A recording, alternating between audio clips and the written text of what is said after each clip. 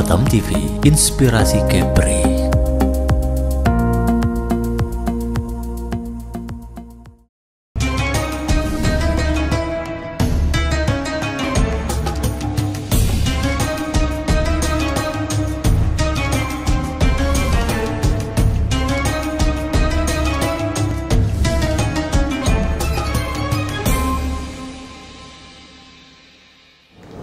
Bismillahirrahmanirrahim. Assalamualaikum warahmatullahi wabarakatuh. Alhamdulillahi rabbil alamin. Wassalatu wassalamu ala asyrafil anbiya'i wal mursalin wa ala alihi wa sahbihi ajmain, amma ba'd. Rabbi syrah li sadri wa yassir li amri wahlul 'uqdatam min lisani yafqahu qawli. Pemirsa Batam TV yang dimuliakan dan dirahmati oleh Allah Subhanahu wa Ta'ala, pada program Kalam Ilahi yang dimuliakan dan dirahmati oleh Allah Subhanahu wa Ta'ala. Pertama-tama dan paling utama, mari kita senantiasa melafazkan kalimat Alhamdulillahi Rabbil Alamin, tanda puji syukur kepada kehadirat Allah Subhanahu wa Ta'ala, karena nikmat hidayah, nikmat Islam, nikmat iman, nikmat wikayah, nikmat kesehatan, dan termasuk nikmat umur panjang. Kenikmatan-kenikmatan ini wajiblah kita syukuri dengan ucapan Alhamdulillahi Rabbil Alamin, yang merupakan kalimat yang paling pertama yang diucapkan oleh Nabi Adam alaihissalam ketika Allah Subhanahu wa Ta'ala meniupkan ruh kepada Nabi Adam. Salam dan taslim kita peruntukkan kepada junjungan Nabi besar Muhammad Rasulullah sallallahu alaihi wasallam.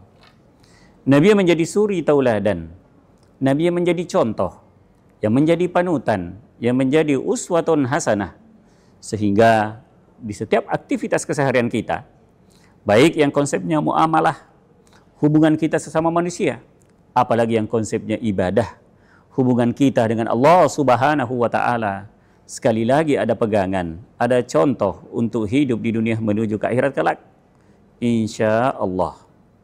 Pemirsa Batam TV yang dimuliakan dan dirahmati oleh Allah Subhanahu wa Ta'ala, izinkan pada kesempatan ini mengangkat tema tentang Islam mencakup akidatan dan syariatan.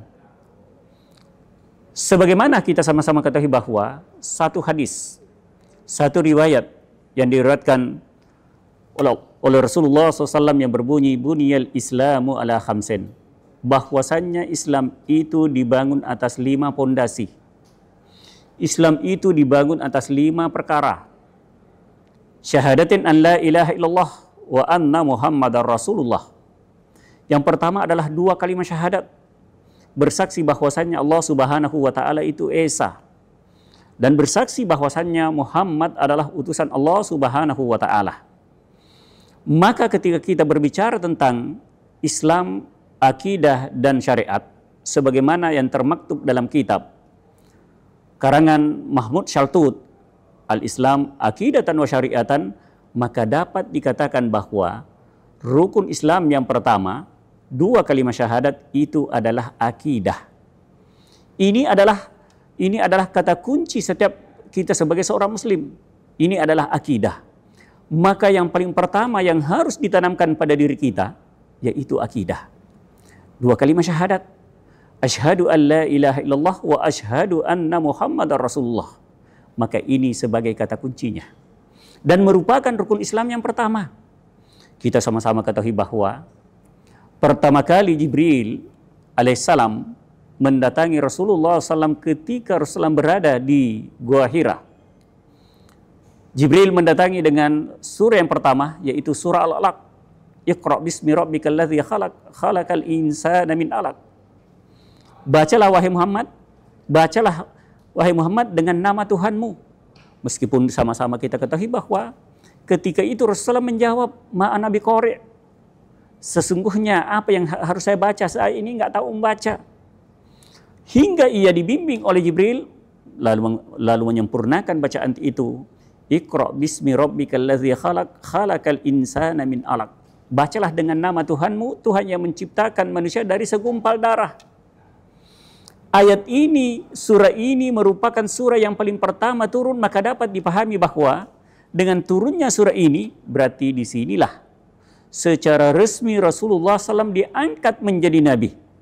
Secara resmi Rasulullah diangkat menjadi Nabi. Tetapi ketika itu apa yang terjadi pada diri Rasulullah SAW? Ketika beliau berada di Gua Hira, ia merasa kedinginan. Ia berasa menggigil, kedinginan. Akhirnya ia kembali ke rumahnya, menemui istrinya Khadijah. Apa kata Muhammad? Apa kata Rasulullah di hadapan Khadijah? Wahai Khadijah, samaluni, samaluni, samaluni. Artinya selimuti saya, selimuti saya, selimuti saya. Maka dapat dipahami ketika itu, Rasulullah SAW dalam keadaan kedinginan. Rasulullah SAW dalam keadaan menggigil. Ia mendatangi Khadijah, samaluni, samaluni, samaluni. Selimuti saya, selimuti saya, selimuti saya. Allah Subhanahu wa Ta'ala mengilhamkan kepada Khadijah untuk membawa, untuk menemui Waraqah bin Nawfal, yaitu pamannya sendiri. Ia menyampaikan apa yang terjadi pada Rasulullah SAW ketika itu, bahwa datang seorang yang namanya malaikat Jibril, membawa surah Al-Alaq, Iqra bismi rabbikal ladzi khalaq, khalaqal insana min alaq. Apa kata Waraqah bin Nawfal? Ya Khadijah, ini merupakan ciri-ciri bahwasannya suamimu, yaitu Muhammad, akan secara resmi diutus menjadi Nabi. Maka dapat dipahami bahwa ini adalah bukti kenabian Rasulullah SAW ketika itu. Maka dengan demikian, dengan datangnya Jibril dengan surah Al-Alaq, itulah yang diperjuangkan oleh Rasulullah SAW, yaitu li'i'la'i, untuk memperjuangkan, untuk menegakkan, untuk meninggikan, yaitu dua kalimat syahadat, asyhadu an la ilaha illallah wa asyhadu anna Muhammadar Rasulullah. Ini yang pertama. Kita sama-sama ketahui adalah rukun yang kedua, yaitu sholat. Yang mana Bapak Ibu yang saya muliakan, pemirsa Batam TV yang dimuliakan rahimakumullah, bahwa rukun yang kedua adalah sholat, rukun yang ketiga adalah zakat, rukun yang keempat adalah puasa, dan rukun yang kelima adalah haji. Maka ini adalah cakupan dari rukun Islam yang merupakan pondasi daripada Islam. Yang kedua adalah sholat. Dari sholat, zakat, puasa, dan haji ini disebut adalah syariat. Adalah syariat. Yang mana syariat ini mencakup apa yang disebut dengan akidah dan mencakup apa yang disebut dengan ibadah. Puasa dan haji ini adalah cakupan daripada syariat. Yang mana syariat ini terbagi. Ada muamalah dan ada ibadah. Muamalah ini adalah hubungan kita antar sesama manusia. Sementara ibadah hubungan kita, diri kita dengan Allah Subhanahu wa Ta'ala. Maka kita bisa melihat salat merupakan bagian daripada ibadah. Termaktub dalam kitab Fiqhus Sirah bahwasannya yang disebut dengan ibadah tidak serta-merta diwajibkan kecuali turun ayatnya. Tidak serta-merta diwajibkan, tidak serta-merta dikerjakan kecuali ada perintahnya. Contoh sholat. Sholat bagian daripada ibadah. Contoh adalah sholat bagian daripada ibadah. Artinya tidak serta-merta diwajibkan kecuali ada perintah. Kita sama-sama ketahui dalam sejarah. Dalam kitab As-Sirah li Ibn Hisham disebutkan bahwa pada tahun ke-10 kenabian, artinya sejak Rasulullah SAW berhijrah dari Mekah ke Madinah. Sejak Rasulullah berhijrah dari Mekah ke Madinah, ini adalah bagian daripada periodisasi perjuangan Rasulullah SAW. Nah, kita melihat dari turunnya Jibril dengan membawa surah Al-Alaq lalu ke apa yang disebut dengan perintah yang pertama, yaitu sholat, jaraknya sekitar 10 tahun. Jaraknya sekitar 10 tahun. Sebelum kita bicara tentang diwajibkannya sholat, Bapak Ibu yang saya muliakan, setelah turun surah Al-Alaq, beberapa bulan tidak ada ayat yang turun, tidak ada surah yang turun. Tetapi ketika turun surah yang kedua, langsung Allah Subhanahu wa Ta'ala memberikan panggilan kepada Rasulullah dengan ungkapan ya ayyuhal mudaththir qum fa'anzir. Wahai Nabi berselimut, sesuai dengan apa yang terjadi pada diri Rasulullah ketika ia kembali menemui istrinya, samaluni. Ia minta untuk diselimuti. Makanya ayat selanjutnya yang turun sekitar 6 bulan kemudian, turun ayatnya yang berbunyi, ya ayyuhal mudaththir, wahai Nabi berselimut, kum fa'anzir, bangkit, tinggalkan tempat tidurmu, tinggalkan selimutmu, fa'anzir, maka berdakwalah. Apa yang mau didakwakan ketika itu? Apa yang mau didakwakan? Salat belum ada perintahnya. Zakat belum ada perintahnya. Puasa belum diperintahkan. Haji apalagi? Belum ada perintahnya ketika itu, Bapak Ibu yang saya muliakan. Kum fa'anzir, bangkit, sampaikan dakwah apa yang telah disampaikan, apa yang telah diperintahkan. Artinya, ketika itu Rasulullah SAW diperintahkan untuk memperjuangkan 2 kalimat syahadat, yaitu asyhadu an la ilaha illallah wa asyhadu anna muhammadar rasulullah, yaitu akidah. Nah, kita melihat rukun yang kedua adalah salat, yang mana kami sampaikan bahwa salat adalah bagian daripada syariat, yang mana syariat ini ada muamalah, lalu kemudian ada ibadah. Muamalah hubungan kita antar sesama manusia, sementara ibadah hubungan kita, diri kita dengan Allah Subhanahu wa Ta'ala. Lalu timbul pertanyaan, apa urgensi perbedaan antara muamalah dengan ibadah? Muamalah hubungan antar sesama manusia, sementara ibadah hubungan antara diri kita dengan Allah Subhanahu wa Ta'ala. Maka dari definisi ini dapat dipahami bahwa muamalah dalam hal ini sudah dilakukan antar sesama manusia, sudah menjadi kebiasaan, sudah dilakukan antar sesama manusia. Karena yang dimaksud dengan muamalah ada satu kegiatan atau ada satu transaksi yang dilakukan antar manusia. Contohnya jual beli, contohnya pernikahan, contohnya bab riba. Artinya 2 orang yang melakukan transaksi itu. Akan tetapi mayoritas yang dimaksud dengan muamalah dilakukan dulu apabila ada sesuatu yang tidak sesuai dengan syariat, lalulah kemudian diperbaiki. Itu adalah bagian daripada muamalah. Lalu bagaimana dengan ibadah? Ibadah tidak serta-merta diwajibkan kecuali ada perintah. Ibadah tidak serta-merta dilakukan kecuali ada ayatnya yang turun. Ibadah tidak serta-merta diwajibkan kecuali ada perintahnya. Sama-sama kita ketahui bahwa perintah yang kedua adalah salat. Ini masih predesasi Rasulullah ketika beliau berada di Madinah, di Mekah. Tapi jarak antara secara resminya Rasulullah diangkat menjadi nabi dengan perintah salat sekitar 10 tahun. Termaktub dalam kitab Fiqhus Sirah li Ibn Hisham bahwasannya perjalanan peristiwa Isra dan Mi'raj ketika itu, perjalanan peristiwa Isra dan Mi'raj ketika itu terjadi pada tahun ke-10 kenabian. Artinya sudah resmi Rasulullah menjadi nabi, dan ketika itu sudah 10 tahun Rasulullah menjadi nabi, lalu diperjalankan untuk menerima perintah salat. Ini merupakan bagian pertama daripada ibadah, rukun Islam yang kedua. Nah, salat diterima langsung di hadapan Allah Subhanahu wa Ta'ala, yang merupakan perintah yang pertama setelah 2 kalimat syahadat. Artinya, kalau perjalanan itu terjadi pada peristiwa Isra dan Mi'raj pada tahun ke-10 kenabian, diperjalankan Rasulullah untuk menerima perintah salat, merupakan perintah yang agung yang langsung diterima di hadapan Allah Subhanahu wa Ta'ala. Begitu hebatnya perjalanan ini, Bapak Ibu yang saya muliakan, pemirsa Batam TV yang dimuliakan dan dirahmati Allah Subhanahu wa Ta'ala. Salat sudah diterima di hadapan Allah Subhanahu wa Ta'ala. Ketika itu Rasulullah SAW kembali ke bumi.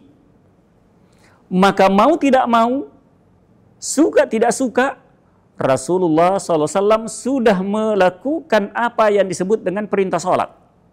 Sudah menyampaikan kepada para sahabat bahwasanya ia telah menerima perintah salat itu, maka wajib dilakukan. Olehnya itu, strategi yang pertama dilakukan oleh Rasulullah, ia tetap melakukan salat berjamaah meskipun orang-orang Quraisy ketika itu belum mau menerima. Kita sama ketahui orang-orang Quraisy adalah mereka pedagang, mereka penggembala, yang notabene mereka beraktiviti di waktu siang. Maka Rasulullah mengajak para sahabat untuk salat berjamaah di waktu siang, zuhur dan asar, karena ketika itu para pedagang, orang-orang Quraisy masih ada di sekitarnya, maka ia salatnya secara sir. Tetapi menjelang maghrib, para pedagang ini, orang-orang Quraisy ini sudah kembali ke rumah masing-masing. Maka ada 3 salat dalam hal ini, sifatnya jahar, yaitu diperdengarkan suaranya, maghrib, isya, dan subuh. Rasulullah mengajak para sahabat ketika ia melakukan salat berjamaah, ia memperdengarkan suaranya. Kenapa? Karena orang-orang kafir Quraisy ketika itu masih tidur di rumahnya, artinya mereka sudah kembali istirahat di rumahnya. Maka dengan demikian Rasulullah melakukan salat secara berjamaah dengan suara jahar. Dan kemudian ketika itu Rasulullah melakukan salat, tapi agak menyedihkan sedikit karena waktu itu Ka'bah berada di sampingnya. Lalu kemudian patung-patung berada di sampingnya juga, tetapi ia salatnya menghadap ke Baitul Maqdis. Artinya waktu itu ketika Rasulullah menerima perintah salat yang pertama itu, ketika itu belumlah beliau salatnya belum menghadap ke Ka'bah, tetapi salatnya menghadap ke Baitul Maqdis. Hingga ia berhijrah ke Madinah, baru turun perintah untuk berkiblat ke Masjidil Haram sampai sekarang. Pemirsa Batam TV yang dimuliakan dan dirahmati Allah Subhanahu wa taala, tetaplah bersama kami. Sebentar lagi akan kembali lagi.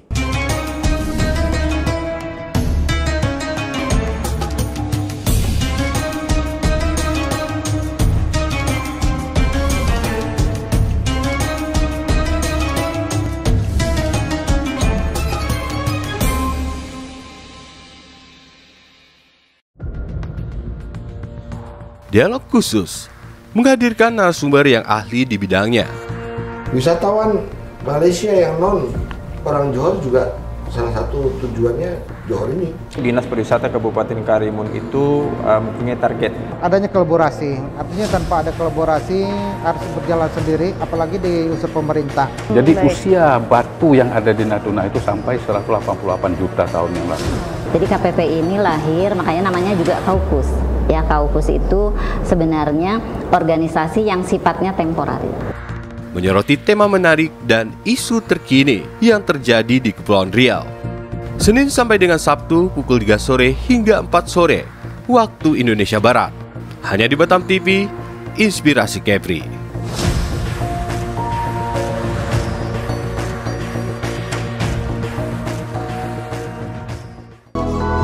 Temukan kebijaksanaan hidup dan kedamaian batin di Permata Dhamma.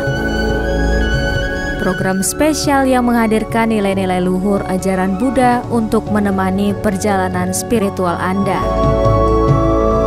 Setiap Sabtu pukul 10 hingga 10.30 waktu Indonesia Barat. Saksikan pesan-pesan Dharma yang menyejukkan hati dan membawa inspirasi dalam hidup Anda.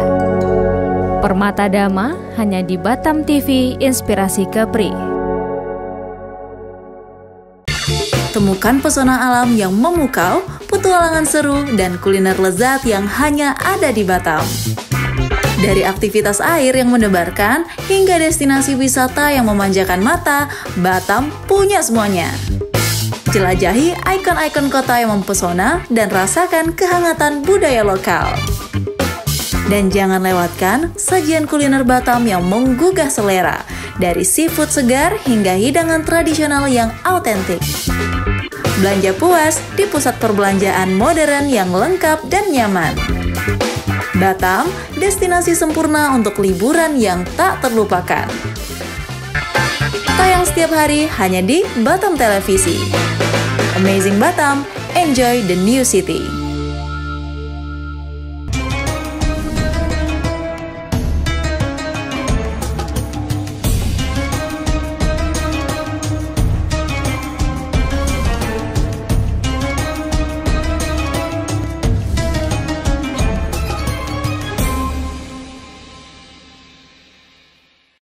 pemirsa Batam TV pada program Kalam Ilahi yang dimuliakan dan dirahmati oleh Allah Subhanahu wa taala.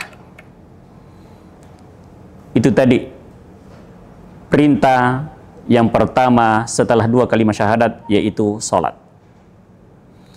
Lalu kemudian tidak lama setelah menerima perintah salat, lalu kemudian Rasulullah SAW berhijrah ke Madinah. Berhijrah ke Madinah, beliau berhijrah bersama orang-orang muhajirin ketika itu. Orang-orang muhajirin ini, mereka berhijrah dari Mekah ke Madinah. Yang notabene ketika itu apabila mereka berhijrah berarti mereka meninggalkan kekayaannya. Mereka meninggalkan rumahnya. Mereka meninggalkan propertinya. Mereka meninggalkan kebunnya. Mereka meninggalkan ternaknya. Artinya di antara mereka betul-betul berhijrah bersama Salam hanya membawa dirinya dengan keimanannya. Maka mereka disebut dengan muhajirin. Sampai di Madinah, yang paling pertama dilakukan oleh Rasulullah SAW ketika itu, selain membangun Masjid Quba sebagai masjid yang paling pertama yang dibangun oleh Rasulullah ketika beliau berada di Madinah, yaitu mempersaudarakan antara kaum muhajirin dan kaum ansar. Tadi kita sebutkan bahwa muhajirin adalah orang-orang yang datang dari Madinah, dari Mekah ke Madinah. Maka orang-orang Madinah dalam hal ini tampil sebagai penolong terhadap saudara-saudaranya yang datang dari Mekah. Makanya mereka disebut dengan Al-Ansar, artinya mereka penolong. Begitu hebat janji mereka, janji prasetya mereka antara muhajirin dan kaum Ansar. Di antara janji mereka sebelum turun ayat-ayat yang berbicara tentang warisan, mereka sudah mengikatkan diri pada hal warisan. Sehingga yang menjadi janji prasetya mereka yaitu dami damak, darahku darah kamu, salami salamak, kemenanganku kemenangan kamu, harbi harbak, musuhku musuh kamu, mali malak, hartaku harta kamu. Ketika itu apabila ada yang meninggal dunia di antara mereka, maka di antara mereka berhak mendapatkan warisan apabila ada harta yang mereka tinggalkan. Notabene dalam hal ini betul bahwa ada orang-orang Ansar yang memberikan pertolongan kepada saudara-saudaranya yang datang dari Mekah ketika itu muhajirin. Tetapi sebagai orang yang beriman tetap dituntut untuk mencari nafkah. Maka ketika itu muncul ada yang kaya, ada yang menengah, dan ada yang miskin. Maka pada tahun kedua Hijriah, turunlah perintah tentang zakat, yang merupakan perintah yang pertama turun di Madinah. Tetapi ini merupakan rukun Islam yang ketiga. Sebagaimana secara urutan kita sebutkan tadi bahwa yang pertama adalah 2 kalimat syahadat, yang kedua adalah salat, yang ketiga adalah zakat. Turun diperintahkan pada tahun kedua Hijriah. Penghujung tahun kedua Hijriah, turun perintah tentang puasa. Artinya secara urutan zakat dulu baru puasa. Itu bertepatan pada tahun kedua Hijriah. Olehnya itu jamaah Bapak Ibu yang saya muliakan, pemirsa Batam TV yang dimuliakan dan dirahmati oleh Allah Subhanahu wa taala, pada tahun kedua Hijriah ini begitu banyak sejarah yang terjadi di Madinah. Turun perintah tentang zakat, turun perintah tentang puasa, dan termasuk sebelum diwajibkan apa yang disebut dengan zakat, telah turun perintah supaya sholatnya menghadap ke Ka'bah sampai sekarang. Makanya di Madinah itu ada yang disebut dengan Masjid Qiblatain, karena di situ turun ayatnya yang memerintahkan untuk berkiblat ke Mekah ketika itu. Makanya kewajiban atau perintah-perintah Allah Subhanahu wa taala itu tidak serta-merta dilakukan kecuali ada perintahnya. Dalam kitab Al-Fiqhul Wadi karangan Profesor Dr. Muhammad Bakri Ismail, beliau seorang guru besar di Al-Azhar University, menyebutkan dalam kitabnya bahwa berbagai pendapat yang mengatakan wajibnya ibadah haji, ada yang mengatakan 8 tahun kemudian, ada yang mengatakan 9 tahun kemudian, dan bahkan ada yang mengatakan 10 tahun kemudian. turun perintah tentang ibadah haji. Turun perintah ibadah haji. Maka dengan demikian, turunnya perintah ibadah haji, perintah tentang ibadah haji, maka sempurnalah apa yang menjadi rukun Islam itu. Yang pertama 2 kalimat syahadat, yang kedua adalah sholat, yang ketiga adalah zakat, yang keempat adalah puasa, yang kelima adalah haji. Maka dengan turunnya perintah ibadah haji, kita sama-sama ketahui bahwa Rasulullah SAW mengatakan al-hajju bi Arafah. Hajinya itu di padang Arafah. Hajinya itu di padang Arafah. Bersampailah dengan bulan Zulkaidah ini menjelang masuk Zulhijjah, kita doakan jamaah kita yang berangkat melaksanakan ibadah haji, mereka selamat, mereka diberikan kesehatan, kekuatan untuk melaksanakan ibadah haji, dan mereka kembali dengan selamat di tanah air. Amin, amin ya rabbal alamin. Pemirsa Batam TV yang dimuliakan dan dirahmati Allah Subhanahu wa Ta'ala, dengan turunnya perintah ibadah haji, maka otomatis Rasulullah SAW harus kembali ke Mekah ketika itu. Kembali ketika itu ke Mekah. Tetapi penyempurnaan apa yang disebut dengan ibadah haji, jadi ketika itu Rasulullah melakukan apa yang disebut dengan tawaf, ihram. Beberapa pendapat mengatakan bahwa Rasulullah pertama kali mengambil miqat di Bir Ali, sampai di Masjidil Haram ia melakukan apa yang disebut dengan tawaf, sa'i dan seterusnya. Lalu kesempurnaan ibadah haji ini ia melakukan apa yang disebut dengan wukuf di padang Arafah. Selesai wukuf di padang Arafah, ia berdakwah, ia berpidato ketika itu, maka turunlah ayat yang paling terakhir, al-yauma akmaltu lakum dinakum wa atmamtu alaikum ni'mati wa raditu lakumul Islam madina.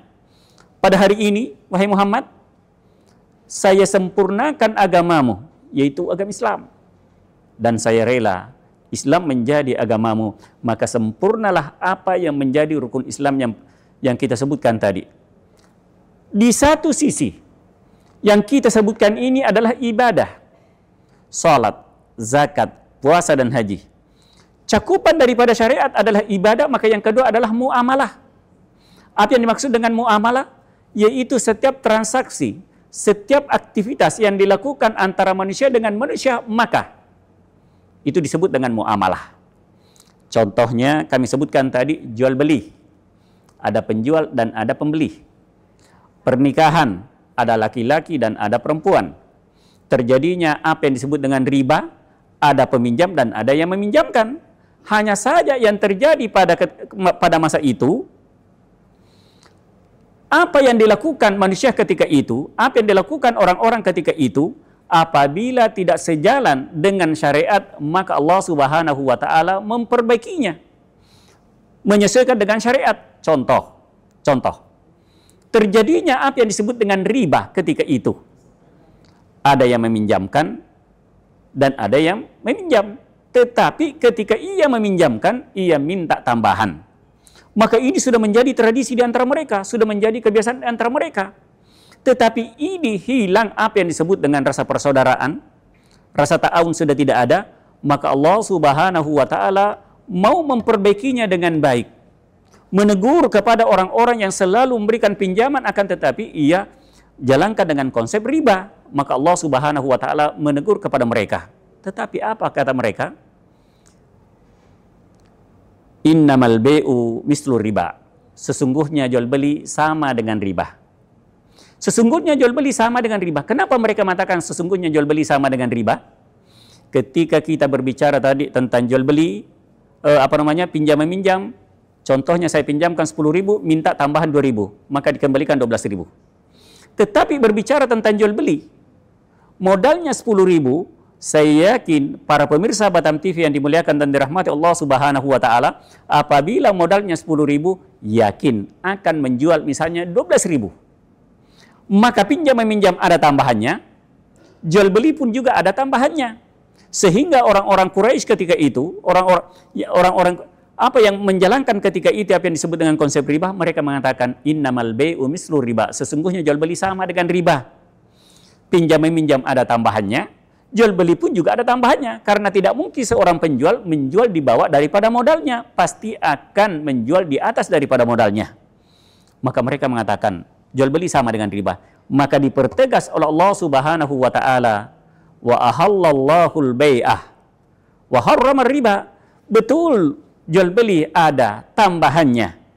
Kalau modalnya 10.000 dijual 12.000, tapi akadnya adalah jual beli, wa ahallallahul bai'ah. Allah Subhanahu wa taala menghalalkan, wa harramar riba, dan mengharamkan apa yang disebut dengan riba, yaitu tambahan daripada apa yang kamu pinjamkan, maka itu diharamkan.